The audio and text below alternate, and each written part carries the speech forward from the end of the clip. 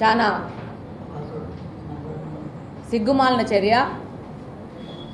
వారే కాదు, వాళ్ళ నాన్నగారు కూడా రాజకీయాల్లో ఉన్నారు. ఆ తర్వాత ఈయన కూడా ఎన్నో దఫాలు ఎమ్మెల్యేగా ఎన్నికైనారు.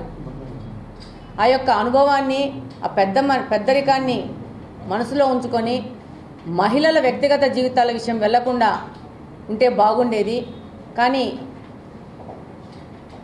వైఎస్ఆర్సీపీ పార్టీకి మేము కూడా రాజకీయాల్లోకి వచ్చి మేము కూడా గమనించింది, మాకు కూడా ఎదురయ్యింది మహిళల్ని కించపరచడం. ఏది వస్తే నోటికి ఏది వస్తే అది మాట్లాడడం. ఆమె వ్యక్తిగత విషయము, ఒక మహిళ వ్యక్తిగత విషయము, ఆమె నిర్ణయాలు ఆమెకు సంబంధించినవి.